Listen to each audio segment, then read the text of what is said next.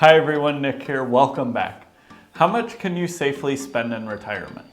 Nobody can answer this question with 100% certainty, but there are some tools that can help us decide. We are going to evaluate 6 different withdrawal strategies using a retirement calculator.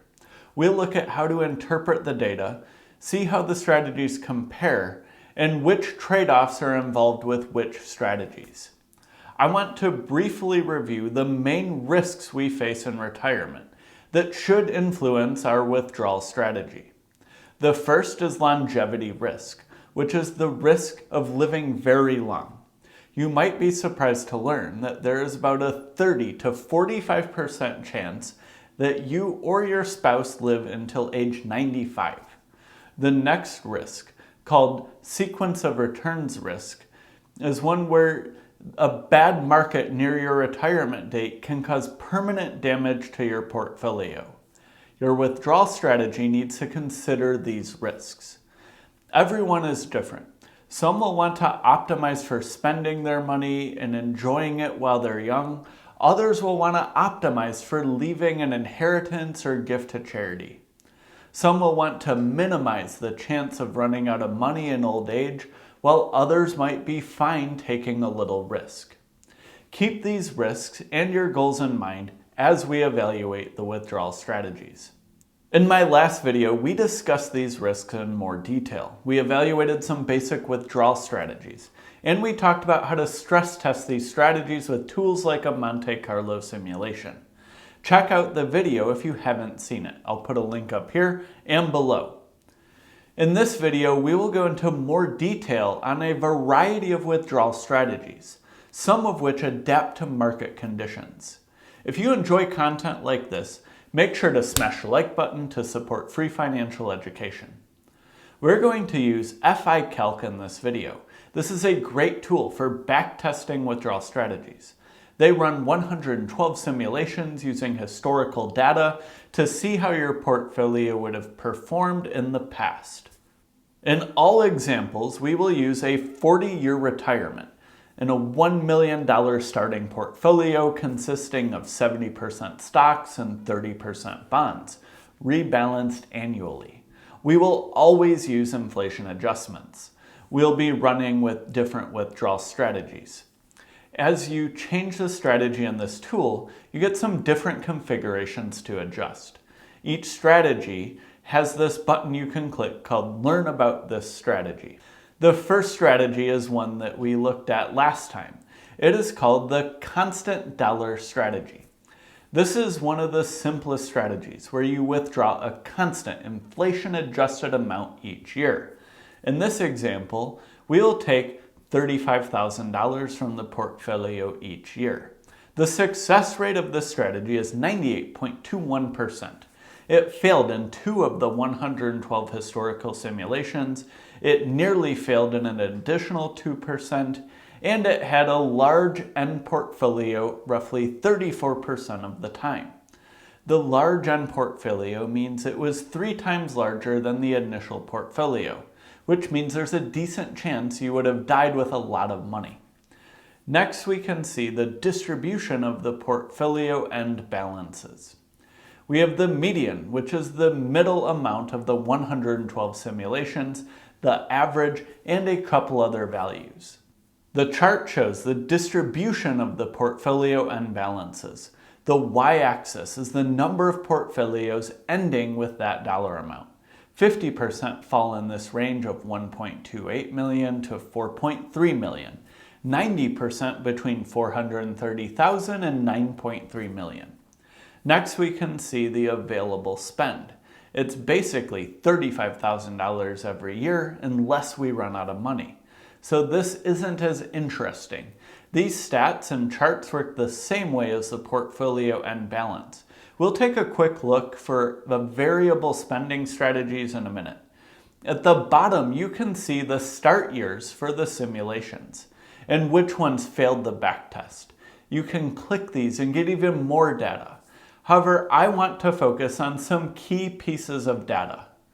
Now that we have a better idea of the tool, I'm going to switch to a spreadsheet for comparing the different strategies. I've run all the numbers and entered the data into the spreadsheet so we can compare them easily. Next is the percent of portfolio strategy. This is a basic strategy where we decide to withdraw a percentage of the current value of the portfolio every year. If the market does poorly and the portfolio drops, the amount you withdraw will also be less. If the market does well, you will withdraw more. We're going to use 4% for the withdrawal rate, and we will set a minimum annual withdrawal of $30,000 and a maximum of $60,000. In this strategy, the available spend is a bit more interesting than the last one. You can see that in most years you would be withdrawing around $46,000 instead of $35,000 in the last strategy. 70% of the time it would be between $36,000 and $60,000. Now that we've seen this, let's compare some important data in the spreadsheet. Compared to the constant dollar strategy, this has a higher success rate. The chances of a large end portfolio are almost 15% lower, and your median end portfolio is almost $1 million lower. There are a couple trade-offs. First, the percent of portfolio strategy would have enabled more spending in most cases, by almost $10,000 more per year, while having a little downside of getting $5,000 less in some years. It also had a 100% success rate where the constant dollar strategy ran out of money in a couple cases. The other major trade-off is the constant dollar portfolio might be better if you want to leave a lot of money to heirs. It has a higher chance of ending with more money, but you get less to spend. The next strategy is the variable percentage withdrawal strategy. This combines some of the basic strategies, but never runs out of money, ensures your portfolio goes to $0 in the final year, and the withdrawal rate generally increases over time. This was developed by a collection of people in the Bogleheads community. It's based on historical market returns. There's also a version of this strategy that lets you tweak the variables if you want to, but for simplicity, we will use the base version. We set a minimum and maximum value for the annual withdrawals at $30,000 and $60,000. This portfolio has a 100% success rate.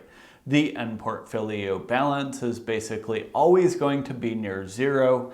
As you would expect, the portfolio enabled much higher spending, with a range between $30,000 and $60,000. The average was $53,000 and a median of $60,000. If you want to spend all your money, this could be a good strategy for you. One challenge I might have with this strategy is you would be spending more later in your retirement. In order for this strategy to work and not run out of money early, it can only ramp up spending later as you get closer to dying. I would prefer to spend more earlier in retirement while I'm younger and have better health. However, this strategy still enables higher overall spending since it's designed to spend the entire portfolio. The remaining strategies we'll look at are longevity strategies. These are designed to last a long time instead of the last strategy, which was designed to spend all the money. The first of these strategies is the endowment strategy. This was developed by academics at Yale and is used by Yale's endowment to determine how much to spend. It uses this equation to determine how much to spend. 5% of the portfolio value times 30%, then 70% of the previous year's withdrawal. This responds to market conditions, smooths year-over-year changes in the withdrawal amount, so there aren't as big of a spending shock, and it has a low likelihood of running out of money. We'll use the same minimum and maximum annual withdrawal rates of $30,000 and $60,000. This portfolio had a 98.21% success rate, with 4.5% nearly failed. 16% of the time, it had a large unbalance.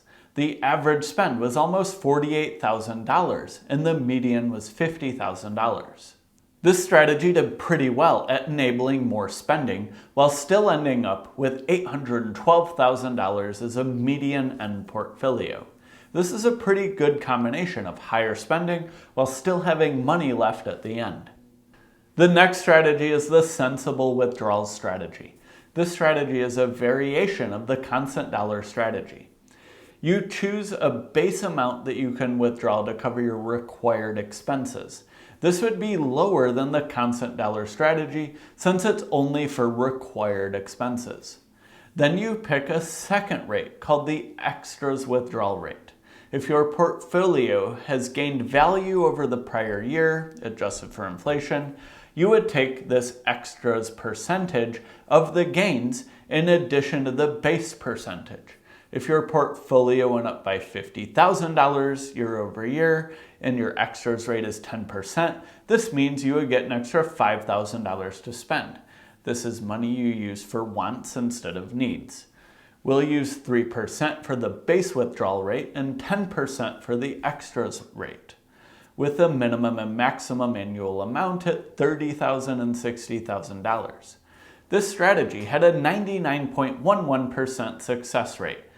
3.5% nearly failed. It delivered around $40,000 in the average and median cases. It had a 27% chance of a large portfolio end balance with a median end value of roughly $1.9 million. This strategy looks pretty decent.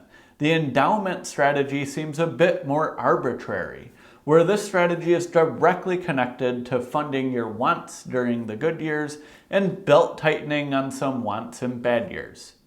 Some people may prefer this type of strategy. You could always change some of the wants to needs and increase the base rate to make sure you aren't being too frugal. The next strategy is the Vanguard dynamic spending strategy. This strategy is a hybrid of the constant dollar and percent of portfolio strategies. You specify a withdrawal rate, which is how much you would withdraw from the portfolio each year. Then you add a floor and a ceiling on how much it can change each year. This is to prevent your retirement income from going up or down a lot from one year to the next. Your floor could be 2.5%, meaning the amount you withdraw doesn't decrease by more than 2.5% each year. Your ceiling could be 5%. We'll run this strategy with these values: 4% withdrawal rate, 2.5% floor, and 5% ceiling. We'll use the $30,000 minimum and $60,000 maximum annual withdrawal. This strategy had a 100% success rate and less than 1% nearly failed. It delivered approximately $45,000 to $46,000 median and average yearly spend. It had about a 20% chance of ending with a large balance and median of $2 million end balance. There are more strategies on FICalc which you can compare. You can also tweak the configurations for your goals and see how it changes as you try to withdraw more or less. You can use this to compare different retirement asset allocations. Everyone will have different goals, and you can leverage this tool and method of comparing in the spreadsheet to find one that you think best matches your goals. I prefer simple withdrawal strategies. We're talking about a strategy you may be executing in your 80s. Will you be as sharp in your 80s as you are now? Your spouse may have to take it over and execute it, or there may be someone else doing it for you. Most of these strategies for longevity are somewhat similar and could probably be made more similar if you adjust the configurations. I don't really think adding extra complexity makes a lot of difference. The major trade-offs relate to how much you want to spend versus leave to heirs, how much variability in spending you're willing to tolerate, and how comfortable you are with the possible failure rate. Remember that this is not an exact science. I'm an engineer and I love things like this where I can tweak the numbers and try to optimize it. However, the future will be different than the past, so precision should not be expected. We can use these models to estimate and help us understand the possible trade-offs, but we can't expect them to be perfect. Thanks for watching, everyone. Make sure to smash the like button if you found this video valuable and share it with your friends. Later.